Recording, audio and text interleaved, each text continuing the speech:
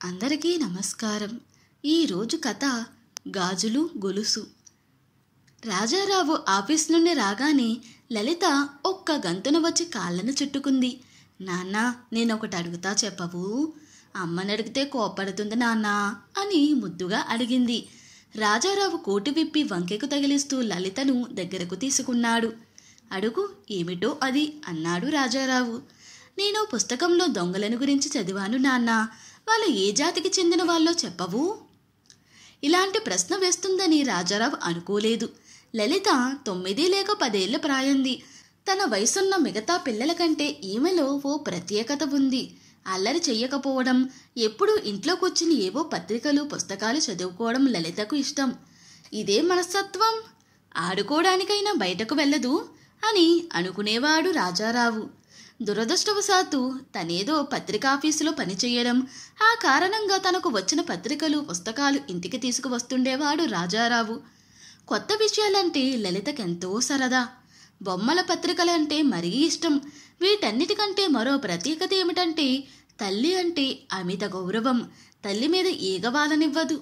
ఎప్పుడైనా ఆమె నిద్రపోతుంటే ఎవరైనా నిద్రాభంగం చేస్తారేమోనని కాపలా కాసేది లలిత. దాసీదాన్ని బిగ్గరగా మాట్లాడనిచ్చేది కాదు. నిద్రపోతుంటే మా అమ్మ చాలా అందంగా ఉంటుంది, సుఖంగా నిద్రపోతున్నది అని అనుకుంటూ ఆ పరిసరాలలో తాను కూడా ఉండడానికి ప్రయత్నించేది. నాన్న ఆఫీసుకు వెళ్ళిపోయి అమ్మ నిద్రపోతుంటే తను గదిలో కూర్చుని పుస్తకాలు తిరగేసేది. లలిత వేసిన ప్రశ్నకు ఏం జవాబు లేదు. రాజారావు చిట్టి తల్లికి ఎలా చెప్పాలో తెలియక, అలాంటి విషయాలు ఆలోచించి బుర్ర చెడగొట్టుకోకమ్మా అంటుండగానే రాజారావు భార్య ముసిముసి నవ్వులతో అస్తమానం వేధించుకు తింటుంది ఆ ప్రశ్నలతో. జవాబు చెప్తేగాని అన్నం తినదట అన్నది భర్త వైపు చూస్తూ. ఇద్దరూ సగౌరవంగా ఒకరి కళ్ళలోకి ఒకరు చూసుకున్నారు. వాళ్ళు మనలాగే మనుషులేనమ్మా అన్నాడు రాజారావు లలితను ముద్దాడుతూ. అయితే వాళ్ళకెవరూ దొంగతనం చేయకూడదని పాఠం చెప్పలేదా అంది రాజారావు వల్లో కూర్చుని. లలిత అడిగిన ఈ ప్రశ్నకు రాజారావు భార్య నవ్వుకున్నారు. లలిత కోపం వచ్చినట్లు మూతి బిగించింది. దొంగలను గురించి ఆలోచించకు, కలలు వస్తాయి, అది మర్చిపో, మరేదైనా చదువుకో అన్నాడు రాజారావు. వారి వీధిలో దొంగలు పడి 4,000 రూపాయల సొమ్ము ఎత్తుకుపోయారట. అదృష్టం, ఇంట్లో వాళ్ళ ప్రాణాలు దక్కినాయి అని అన్నది అంట్లు తోముతూ. గదిలో చదువుకుంటున్న లలిత ఈ మాటలు విని ఉలిక్కిపడి ఒక్క గంతు వేసింది అమ్మా అని. ఆ రాత్రంతా దొంగలను గురించి ఆలోచించింది లలిత. నిద్ర పట్టలేదు. గాఢ నిద్రపోతున్న తల్లి వైపు అప్పుడప్పుడు చూసి మళ్ళీ పడుకునేది. లలిత ఇంకా ఆ విషయమే ఆలోచిస్తున్నదని రాజారావు అనుకోలేదు. దాని విషయమై పట్టించుకోలేదు కూడా. దొంగ వస్తే అమ్మకు నిద్రాభంగం కలుగుతుందనే తప్ప మరో భయం లేదు లలితకు. ఏమాత్రం చప్పుడైనా చటుక్కున లేచి కూర్చుండేది, ఎంత నిద్రలో ఉన్నా. రాజారావు పని మీద 4 రోజులు ఊరు వెళ్ళాడు. లలిత మామూలుగానే పుస్తకాలు చదువుతూ కాలక్షేపం చేస్తున్నది. దొంగలను గురించి విన్నప్పుడు నుండి భయం వల్ల కాకపోయినా ఎందుచేతనో సరిగా నిద్రపోవడం లేదు. రాత్రి 2 గంటలు కావస్తుంది. నాన్న ఊళ్ళో లేడు. అమ్మ గదిలో నిద్రపోతున్నది.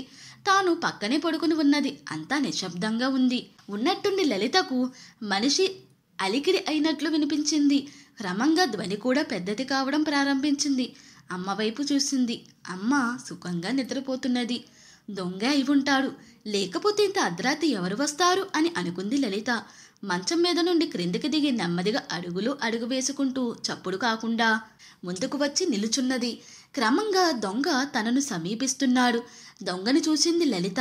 గబగబా ముందుకు వెళ్ళి అతని దగ్గరగా, ఏయ్ నిన్నే, చప్పుడు చేయబోకు, మా అమ్మ నిద్రపోతున్నది అని అన్నది. దొంగ లలితను చూశాడు. చప్పుడు చెయ్యనంటేనే లోపలికి వెళ్ళనిస్తాను, లేకపోతే తిరిగి వెళ్ళవలసిందే. దొంగ లలిత ఎదురుగా నిలుచుని ఉన్నాడు. ఎక్కడ ఏం ఉన్నాయో చెప్తావా అన్నాడు. ఓ అంటూ రహస్యంగా ప్రారంభించింది. పడమటి గదిలో మా అమ్మ నిద్రపోతున్నది. నీవు ఆ వైపుకే పోవడానికి వీల్లేదు. వంటింట్లో 3 వెండి కంచాలున్నాయి. అవతల గదిలో అల్మారాలో మా నాన్న పుస్తకాలు బట్టలు ఉన్నాయి. అవునుగాని నువ్వు మంచి మనిషిలా ఉన్నావు. దొంగతనం చెయ్యమని ఎవరు చెప్పారు? ఎక్కడా ఉద్యోగం దొరకలేదా? నీవేమైనా చదువుకున్నావా? బాగా చదువుకుంటే మా నాన్నగారితో చెప్పి ఏమైనా ఉద్యోగం దొరుకుతుందేమో కనుక్కుంటాను. ఉద్యోగం చేస్తావా అంటూ దొంగ వైపు చూస్తున్నది. దొంగ పెద్దగా ఏదో మాట్లాడబోయేటప్పటికి, ఏయ్, నిశ్శబ్దం, మా అమ్మ నిద్రపోతున్నది, చెప్పాను కదా అని గదమాయించింది. నేనిక్కడ నిలుచుంటాను, లోపలికి వెళ్ళి ఉన్నవన్నీ తీసుకుని నాకియ్యి అన్నాడు దొంగ. అమ్మ నిద్రపోతున్నది, ఆమె మెడలో గొలుసు ఉన్నది, ఆమె పడుకున్న గది వైపు కూడా మనం వెళ్ళకూడదు. నేను వెళ్ళను అని ఒట్టు వేసుకుంటే అవన్నీ తీసుకువస్తాను అన్నది లలిత. సరేనన్నాడు దొంగ. ఆ వెండి కంచాలలో ఒకటి మా నాన్నది, రెండోది మా అమ్మది. ఆ రెండు తాకటానికి వీల్లేదు. ఆ పుస్తకాలు కూడా మా నాన్న ఎంతో కష్టపడి కొనుక్కున్నారు, అవి కూడా ఏమీ ముట్టుకోవడానికి వీలులేదు అని అన్నది లలిత. అన్నిటికీ అన్నీ చెప్తున్నావు, ఏదో ఒకటి ఇస్తే గాని వీలులేదు అన్నాడు దొంగ.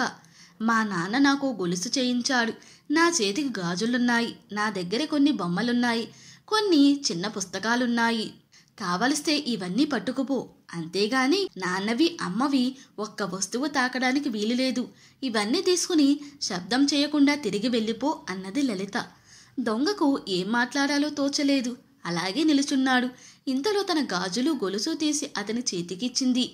నీ పేరేమిటి అన్నాడు. లలిత అని ముద్దుగా చెప్పింది. అయితే వెళ్ళిపోతావన్నమాట అన్నది. వెళ్ళమన్నావుగా అన్నాడు. దొంగ, తర్వాతైనా హాయిగా గౌరవంగా ఉద్యోగం చేస్తే మంచిది అన్నది లలిత. దొంగ ముందు వెళుతున్నాడు, వెనుక లలిత వస్తున్నది. వాకిటి దాకా దొంగను సాగనంపి వచ్చి లలిత పడుకున్నది. తరువాత 2 రోజులకు రాజారావు వచ్చారు. అప్పటి వరకు ఈ విషయాన్ని ఎవరికీ చెప్పలేదు లలిత. జరిగిన విషయమంతా చెప్తూ వాడికి ఎక్కడైనా ఉద్యోగం చూసి పెట్టకూడదు, పాపం దొంగతనం మానేస్తాడట అన్నది.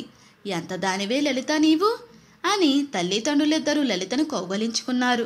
కోపడకు నాన్న, నన్ను గాజులు గొలుసు ఇచ్చేశాను అని ముద్దుగా అంటుంటే ఇద్దరు ఒకరి కళ్ళల్లోకి ఒకరు చూసుకున్నారు.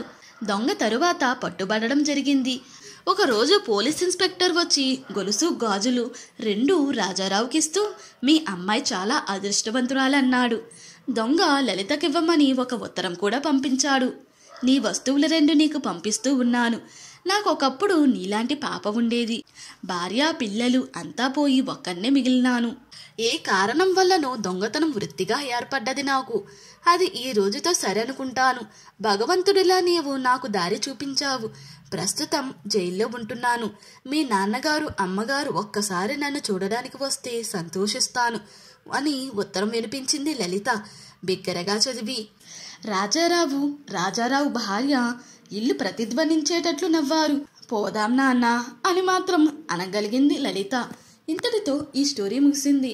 ఈ స్టోరీ కనుక మీకు నచ్చినట్లయితే మరియు నా ఎక్స్ప్లెనేషన్ కనుక మీకు నచ్చినట్లయితే ప్లీజ్ లైక్, షేర్, సబ్స్క్రైబ్.